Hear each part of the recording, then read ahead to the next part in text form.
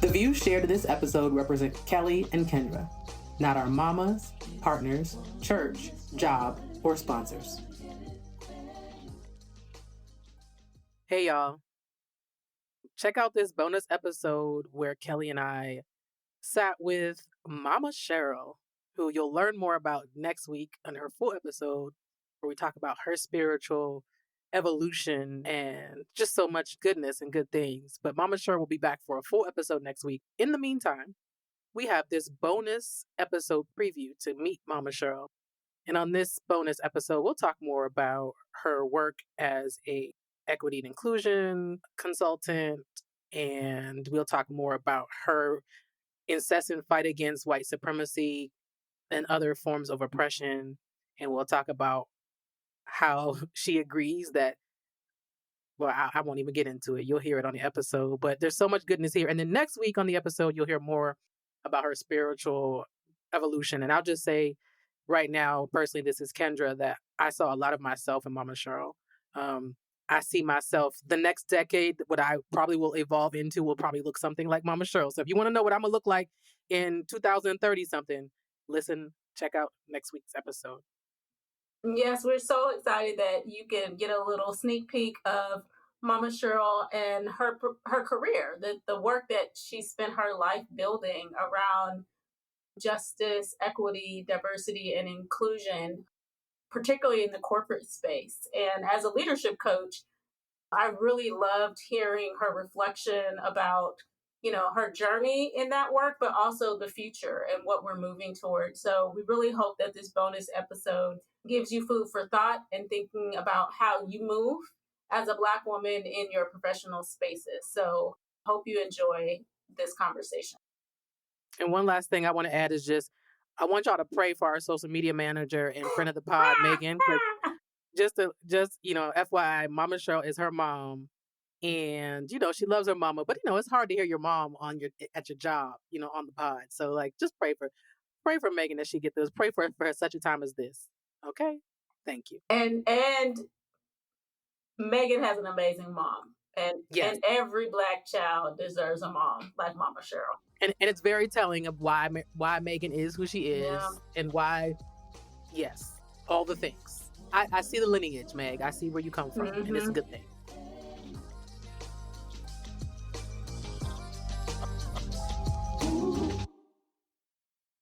I wanted to talk a little bit because I'm seeing art behind you, and I believe, I could be wrong, that some of the art behind you is art that you make? No. You don't make any art? Do you paint? I paint a little bit, but none of that is it. Okay, well, wish. I wish. It doesn't have to be, but I would like to just know about how your spiritual practice plays into your artistic practice.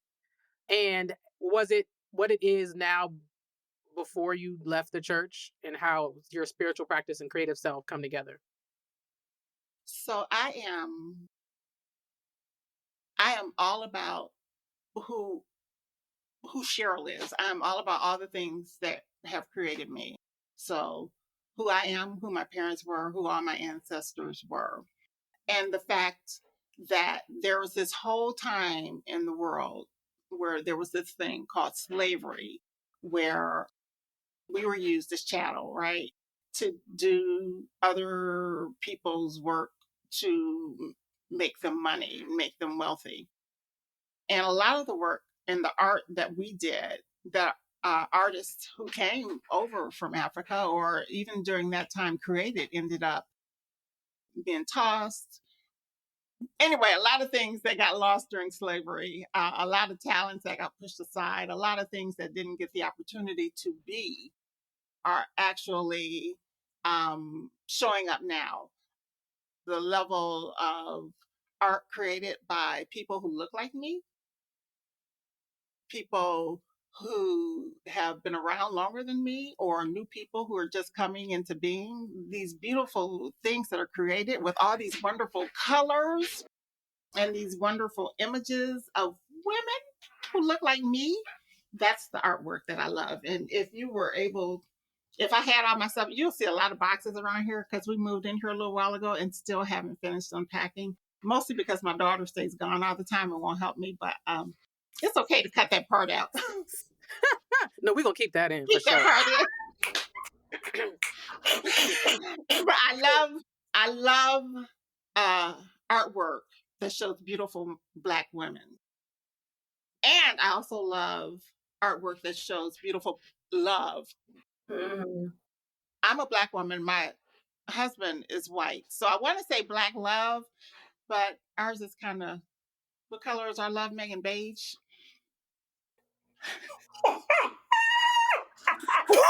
What are you? What are you talking about? Mom. Oh. Yes to the beige love. Yes. I'm sorry. I love pictures that are a reflection of love. 2, 3 people caring about each other, and also flowers. Specifically things that are red or yellow, like sunflowers, peonies, all those types of things. So that's what my art consists of. Why do you love the color red? Well, I loved the color red before I was a Delta Sigma Theta, but Delta Sigma Theta, you know, crimson and cream. You want to throw? You want to throw your sign up? Go ahead. Go ahead. Do your thing. That's what we love. Shout out to all the Deltas we love. You know, I'm thinking about all the art that you like in the back. Kelly doesn't remember what we saw in Cartagena, Colombia, Absolutely. because all the murals and all the art was pretty much Black women, and it was all colorful like that. I think I you're love blessed to go to Cartagena as soon as you can. You'd love it. It's fabulous. Sounds good. So beyond your creative practice, I understand that you do a lot of work in like the equity space, equity inclusion space. Yes. And I'd love to hear how your spiritual practice plays into that, but then also, what is it like doing that work, particularly in this moment in history? What is it like doing that work right now? It's interesting because I'm no longer in my 30s and 40s, right? Which is when I really got connected with doing this work, started my training and all the certification and everything. I noticed that now, I started noticing actually before turning 60, so I'm in my late 50s, that people come to the table now knowing basic things, whereas before it just felt like everything was a push and difficult to get people to listen to and accept. Now people are coming with these tools that they've already developed, but not necessarily using them. The majority of the corporate workforce still does not look like me when I'm standing in front of a group. People think that they are woke now, that they no longer need to have these conversations. The conversations have actually evolved to really be more about using yourself as an example in the work that you do, and trying to get others to do that, to receive that and learn to do that seems to be more difficult now than I think it would have been earlier. And again, I can't say it enough. It's because people think that they don't need it as much. Because the world is more open, and the connections, we connect with everybody now in all kinds of ways. So I'm sitting here, I'm in Cleveland talking to you all in Erie and Pittsburgh, whereas before we couldn't do that. But now, because I can talk to you, I'm your cool friend, right? Because you asked me about my art on the wall, right? But what I really need to know is why your workforce. When I look at your workforce, you have, out of 20 people, only 2 that are of African ancestry. everybody else is lily white, and the two African ancestry people who have some type of tenure are still in the same roles that they had 6 years ago. Help me understand. Help But they me. don't, that those questions are difficult to get people to talk about. Mm-hmm. The other thing for me is that I'm not an easy person. I talk to you, and my voice can be very soothing. I don't want to attack you, but I'm always going to tell you the truth, no matter how painful it may be. The truth can hurt. If you want your agency, if you want your organization to excel, then we have to have a conversation. What do your customers look like? What do your products look like? Who do you want to use these products? Okay, why? Why is this your audience? What are you doing? The people who you send out here to look and to do this work, what are you doing? Who are your trainers? Who are you bringing in to train them? What does your HR person look like? What are you doing in this community? You say Black Lives Matter. Are you sending people down into these areas to work with the people who live in these various communities so that Black lives can matter? What are you doing? You're giving scholarships? 98% of the people who you gave scholarships to are white men mostly, not even women. What's wrong with that picture? So, and then we also have to be careful that Sheryl, here we go. Bring it, Mama Sheryl. Bring it. That we don't let white women change the conversation. If you don't preach. I get that there's this whole women's movement. But without doing the whole conversation, I'm about this first. What you see my black skin first. Mm-hmm. Don't not stand up with me when I'm standing up for people who look like me, and then call me and ask me to stand up with you because we're both women.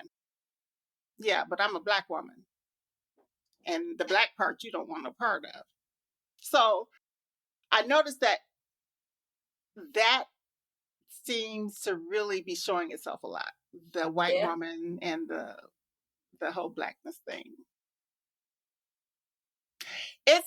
It's work that I enjoy doing, but I also have to make sure that I stay in a spiritual practice in order to do that work.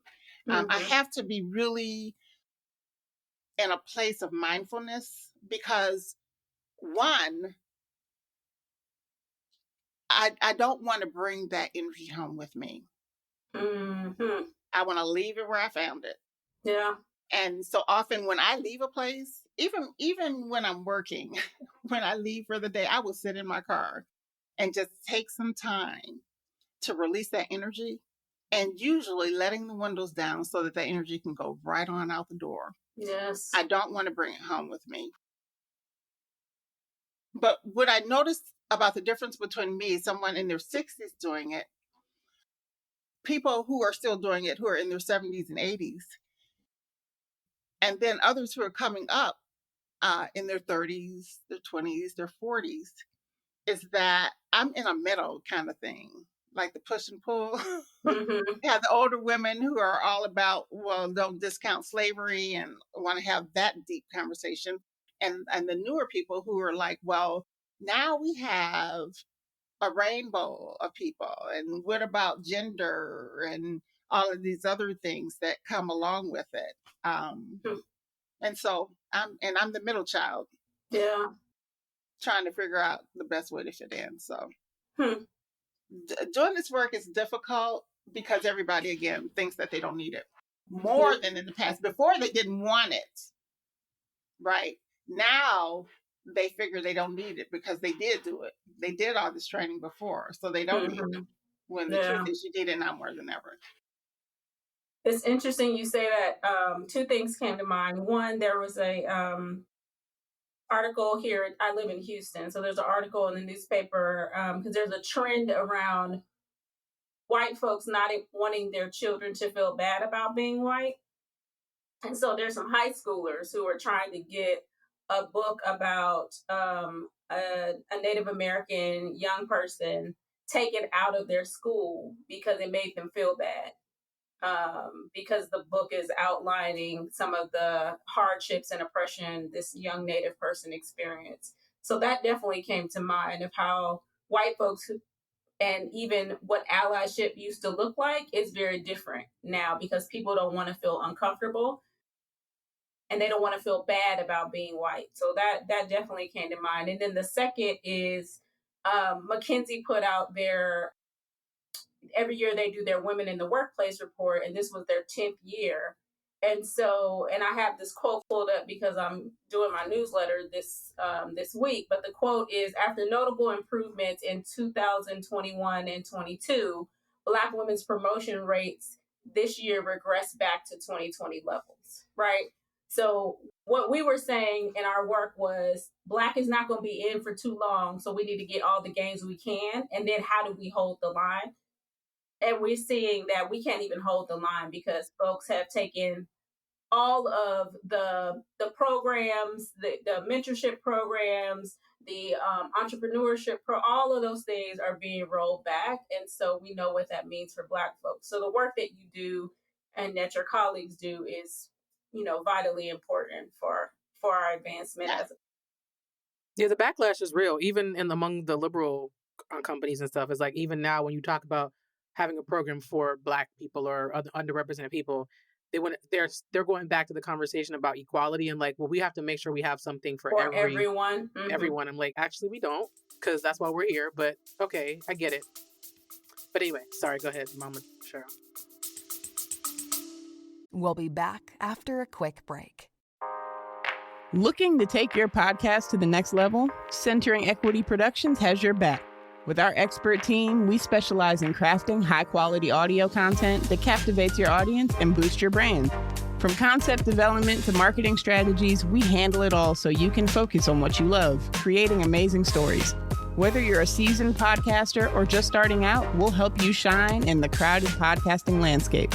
Let's bring your vision to life and make some noise together. Contact us at info@centeringequityllc.com or www.centeringequityllc.com.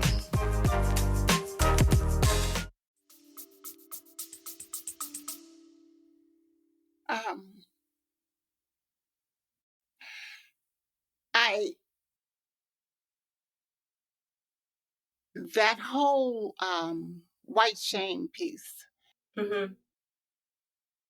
has always been interesting to me. It's not new. It's Mm-hmm. something that's always been there. Now it's just getting used more. You got little white kids now, and you worry. You don't want critical race theory in schools because you don't want them to be sad about who they are and who their ancestors were and who their ancestors' ancestors were, the ones who caused slavery and so forth and so on. You'd rather they not know that. But those things that we do not know, right, they end up being repeated. Mm-hmm. Not that I want to sound like I'm not trying to preach. So I'm just trying to tread lightly. But oh my God, I forgot my whole point. Because we don't need you to tread lightly. We want you to tread as you tread. I'm so tired. I'm so tired of sensitive white people. That's what this is really all coming down to. Just go ahead and preach it. You all enslaved us, right? And now you don't want your children and your grandchildren and your great-grandchildren to know what you did. You want to try and hide it. You dragged us over here across all this water from another place, right? Yeah. Killed us, took away our culture, took away religion as we knew it, forced us to learn your religion, to pray to your God, your Jesus, your white Jesus, right? And now you don't want your children to be sad about what you did. Oh, well, we didn't do it. Yes, you did. Your father did, your grandfather, your great-grandpappy, all of them. They did it. They did it. So I struggle, and I have had to actually say this, and that's when I know I need to check out. That's when I know it's time to check out. When I start talking like this toward the end of a session, we can't erase what happened, but you can't act like it never happened either. You can't. We are still feeling the effects of that racism in every single system. Every system. And until that goes away, we're not going to pretend for your little blue-eyed Jessica that it didn't happen. Yeah. We're not going to. Well, Mama Sheryl, If you want to make a difference, change the systems. Then we can talk.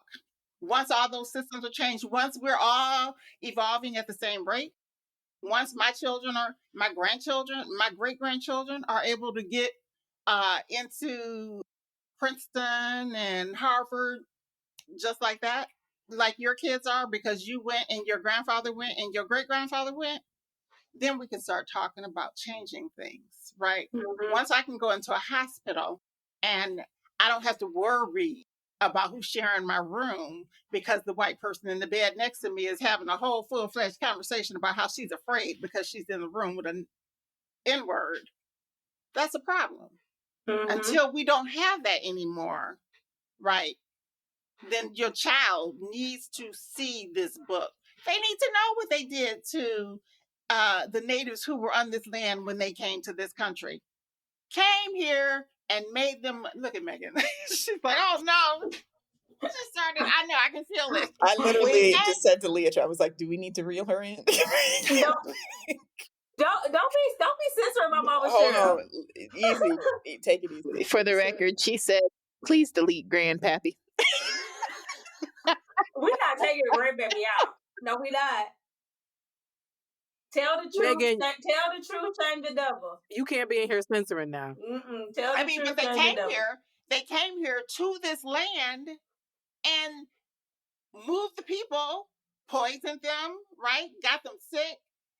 They died. Those that survived, they moved off their territory and then forced them into an educational process where they had to learn everything needed to be white and to fit in. And then now you don't want your little girl Debbie to read a book explaining what your ancestors did.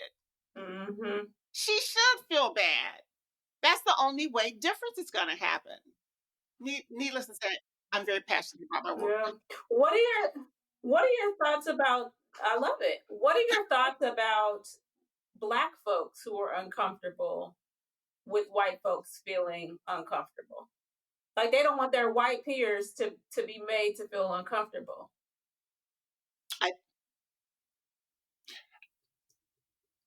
I was going to say something, but I'm not.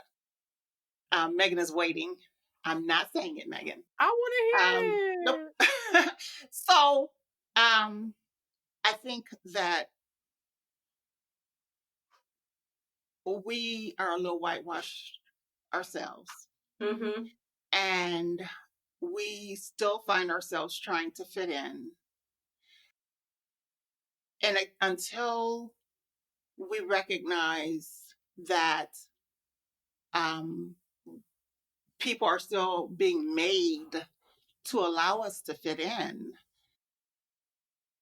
there's going to be discomfort. And if the discomfort goes away, then there will not be any further growth. I don't worry about my white coworkers. I bring that conversation up all the time. I hold them accountable for things that are happening. Not necessarily, and they may not necessarily have done it, but they're reaping the benefits of it. And so as long as you're reaping the benefits of something that is not benefiting me and people who look like me, then you should feel shameful. There should be a feeling of guilt. That's what privilege is.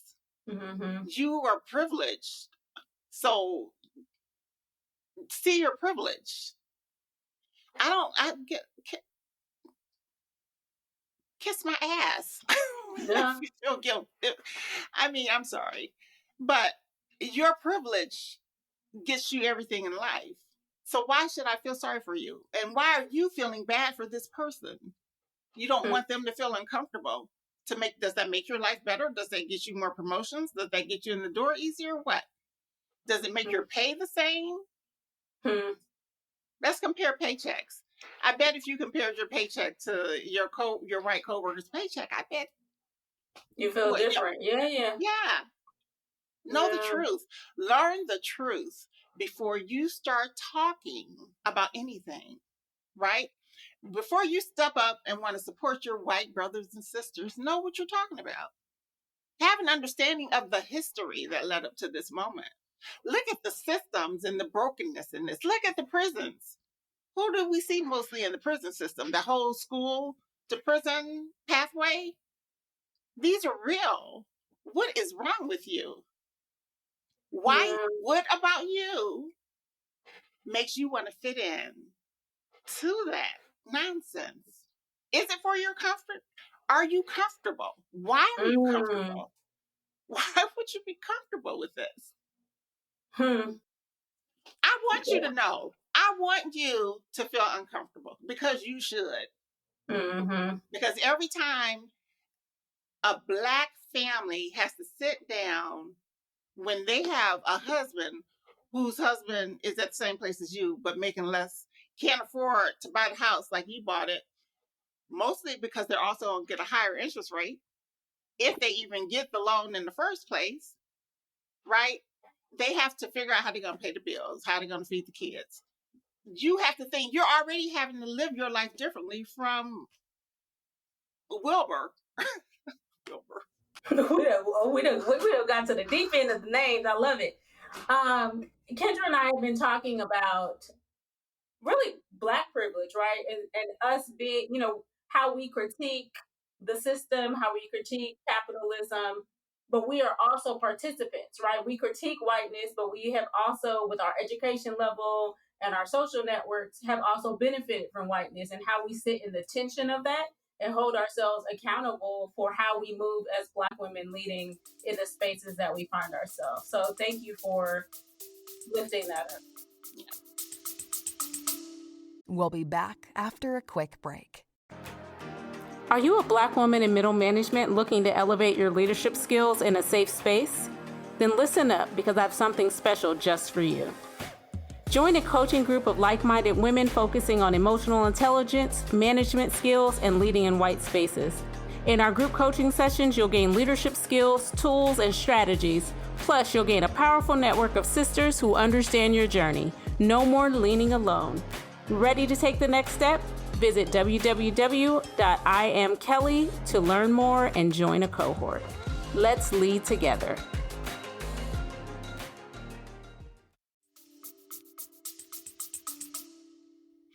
Well, I also recognize it for myself. I know for a fact that when I was hired in my last role, that I only got that position. Well, I was more than qualified, but I also know that they were looking for a Black person to fill that role, no matter how much they didn't say it.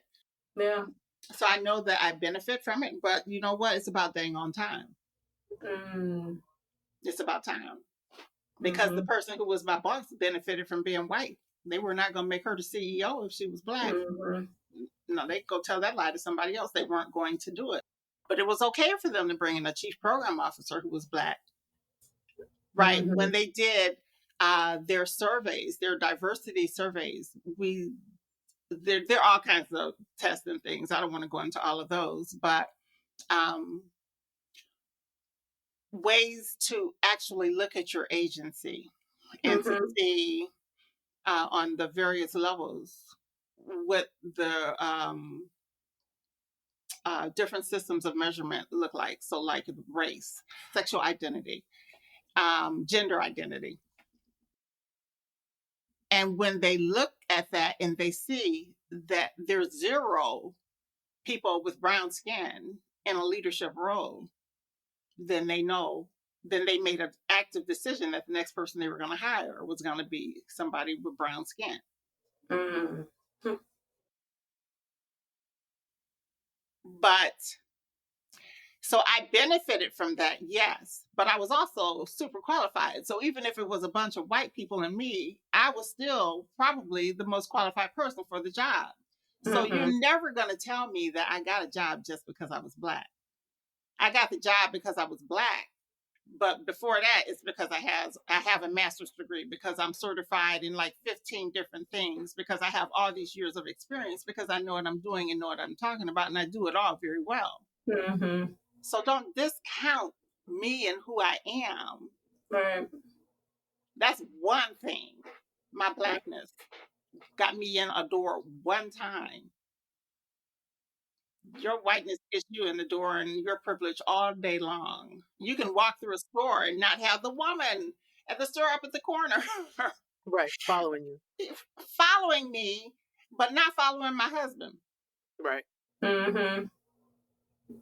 What I was gonna say is, what I've been telling people at my job is like, if you're the only Black person in the room, 9 times out of 10, even if you are the token, you are like so like beyond qualified, and your peers are generally like just the average white person. Like the people I've often been like in competition with in corporate workplaces, I'm like, I have 8 4 degrees degrees. more. I have 4 degrees. I've been working for 20 years, and I'm next to a white person that like they're 4 years into their career and they got a bachelor's degree from Onky Donk University, which is fine.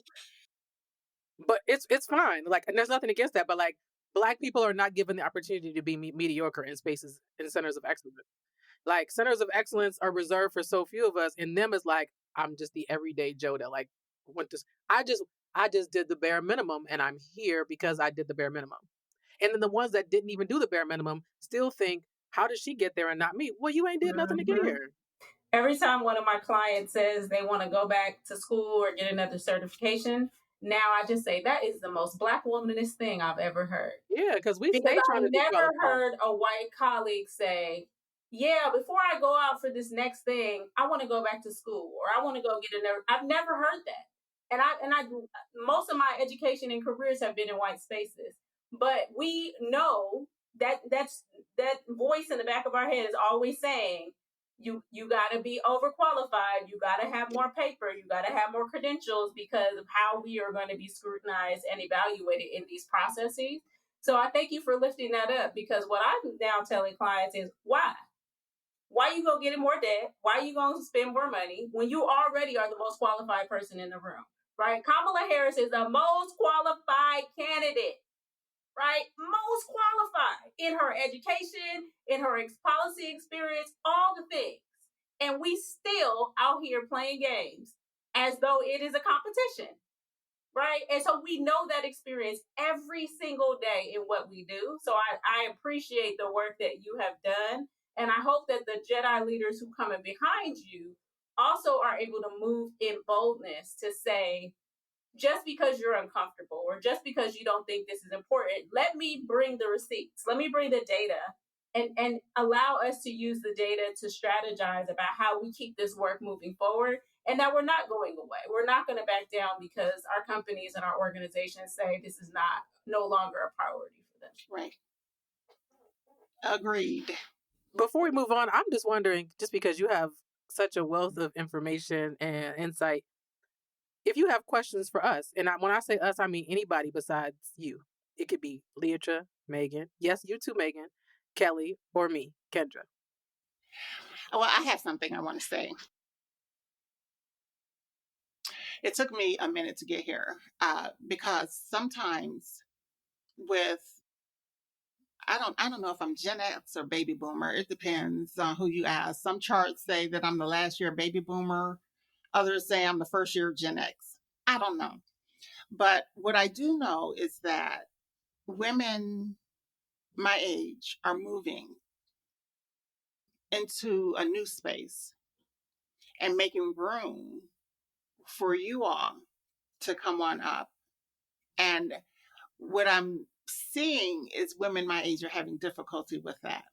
Mm. I'm not. I want you to come. I want you to have all the space. Matter of fact, here I'm gonna sit back here. You take all the space. I'm so good with that. You don't believe it? Ask Megan and Leatra, because I will push them out front in a minute. I wonder if you notice that older Black women, knowing the whole piece on spirituality or religion, and all issues of race and time, different time and experiences. How are you seeing those connections being able to be made? And are they easy to make? And are they things that you're able to hold on to? Do you find that they're supporting you in your efforts or hindering? I'm curious.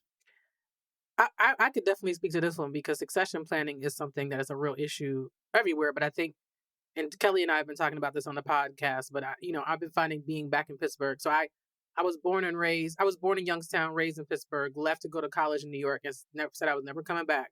And then I came back in my late 30s, hoping to say, oh, cost of living is lower. I'm going to be an artist and a creative and maybe a professor and a consultant. And I've done all these other things. But anyway, one thing I noticed, particularly in like the nonprofit world and then like the philanthropic world, is that in the past 10 years since I've been home, Black women have been taking on more and more leadership positions. And I am Gen X, but I'm talking about either older Gen X, so maybe closer to your age, and boomers. And I found, even with some women my age too, what I found is a couple things. First, I feel like Gen X has been kind of like erased here, that they went straight from boomers to millennials. Millennial, yeah. And they don't really understand millennials because they call anybody who's younger than them a millennial. And I'm like, they're like 22, they're Gen Z, or they're like, I'm 40 something, I'm Gen X, So they don't understand the generational difference. But what I'm also finding the longer I've been here is that some of the Black women who come off as hard or who seem to be trying to like not create a pathway for other women are these women who they were the only one for so long. And some of them are just now financially getting to where they need to be at like 60. So and it's been ingrained in them by the society because of institutional racism and sexism that there can only be one or two of us. And they're like, hey, I still got a retirement to build. I just started making money. So some of it is like just down logistically, like, man, like if I give this up, what am I going to do? They're going to put me out to pasture and I'm done. Mm-hmm. And so for some of them, it's that emotional piece. But what I've found, what I've been telling my friends, including my friends who are like more like older Gen Xers who are like in the middle, who are like, Kendra, like I'm 60 and I just started making six figures. Like I want to bring the next one behind, but like I feel bad, but I'm going to have to work for a little bit longer. I'm like, no one's telling you to quit your job. What I'm saying is who's coming behind you and how are you preparing them? Who are you nurturing? Who are you mentoring? Who are you sponsoring? And I was like, it need not feel like this scarcity mindset thing that like somebody's coming to take everything is not all about Eve, the movie where, she trains the actress and the actress ends up taking her spot. Like that, having a good succession plan so that when you leave it in good hands is part of your legacy. What I found with women, a lot of them is because no one asked them their story. There's one particular woman who a lot of people in this Pittsburgh have a certain viewpoint of her. And I just started asking more about her story. Like, how did you start doing this? What are some of the, and she started sharing her story and I felt like her shoulders dropped because she was so, I think she was so excited that somebody wanted to hear it because we just see like this powerful, CEO of a philanthropic organization. She was one of the first. She's been around for how many ever years, but like she's like, listen, they gave me hell. If it wasn't for my board chair who fought for me, these white men didn't want to listening to anything I said. And once I got under the hood, and then I see her and I bring sit with other young women, and she's like, you know what, I needed this. I should have done this a long time ago. Yeah. So I think there's a couple of things at play, but I also think sometimes we can do better about creating that olive branch to like, hey, listen, like, I want to build community with you and I want to hear your story. It's not that I just want to like take your job. But I think there is some succession planning and some scarcity mindset, and it's literally just been because people have had a hard way to get where they are. Yeah, I would just also offer there is I think some intergenerational resentment, particularly of more senior Black women who feel like the younger Black women are critiquing them and not appreciating the sacrifice, and basically saying, like, you not that woke, and you know, the conditions haven't improved that much under you, and so it feels like an attack. And I'm also seeing Black women, to Kendra's point, because they've always been the only, or they don't have the nest egg that they feel like they need to have to retire. These young folks have been waiting in the wings are starting to go to other places. Yeah. And what that's doing is destabilizing organizations, because your organization, your staff was counting on this person to be promoted, your donors, your board, everybody was like, oh yes, we could see where this is going. So when Jane retires, you know, Janice is going to come in and take this, you know, continue the work. And then when Janice steps away, because she's like, it's never going to happen, and I have other opportunities that I can pursue, and then it just, you know, basically starts everything back at zero. So I think it's harming us in many, many ways.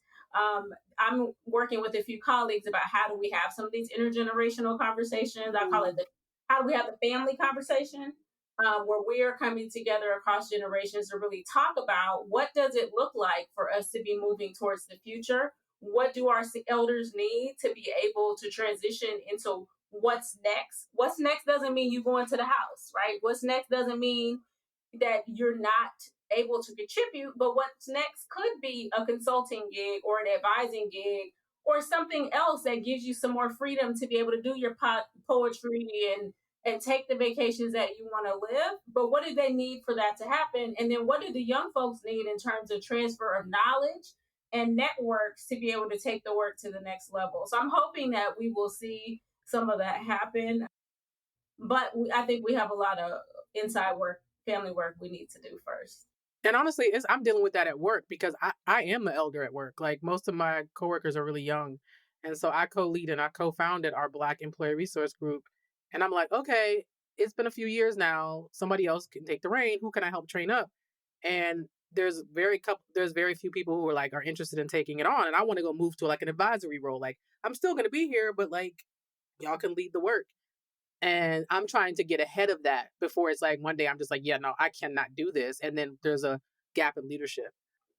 And you sit at a leadership position where the things you do, you have a certain level of power, right? So what do those folks, young folks, need in terms of power and protection to feel like I can move like Kendra moves because I ain't gonna get fired, right? Like, some of those real concerns that young people have, I think, are the types of things that we have to be thinking about right now. Mama Sheryl, I'm more like you than you know. So, I don't know if that's a good thing, but it is. It very much is. I like to hear that. Thank you for saying that. I appreciate that. I take that as a compliment, because you all are actually amazing, and you're doing really great work. What I was going to say though, I just think this is funny because we had employee resource groups when I worked for Santa Clara County out in San Jose, and they didn't want management to be a part of it because there were unions and all the unions were separate, and I was whenever, I'm sure you probably figured out, whenever somebody says you can't and don't, that means do it. That's code for do it. That's pretty much how I move. So I went and started participating in the African Ancestry employee resource group, and it will forever be one of the grander experiences of my life, because it was a group of people who looked like me, and it was a large group. It wasn't, fortunately, it wasn't just a small group of 2 or 3 people. It was a group of, and these were the ones on the social services side. So it was a group of about 75 people. And people who were able to create change. And there was no way in the world I was going to not be a part of that. As a matter of fact, I dragged the one other, there's only two of us, the one other Black manager on board, and being able to work with, we were both older, but being able to work with women in their 20s and 30s, it was just such an awesome experience. Different personalities, different ways of thinking, different ways information had been learned, right? I learned things one way. Then here you have these people who are 20 and years younger who learned it a totally different way. And so being able to come together, and we all were able to learn from each other. And that's why I'm such a huge supporter of employee resource groups, but they don't work if you only have two people. I've been getting some really positive feedback from people that I consider allies, who are learning a lot. One thing that they've lifted up is this continuous theme we have around sister circles, and how they just really admire how we have built our circle and maintained our circle, and like how can that frame be used in a larger justice conversation to support other Black women and other folks, right, as they move through systems that weren't designed for them, right? So yeah, so I'm super grateful for this space.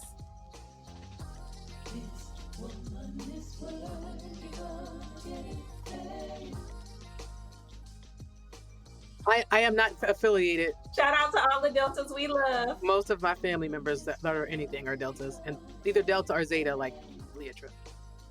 So shout out to y'all. Shout out to my D9 family. I'll let my daughter marry a Zeta. It's okay. Not let.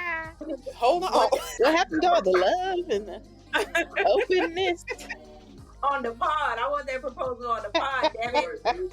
That'd be hilarious.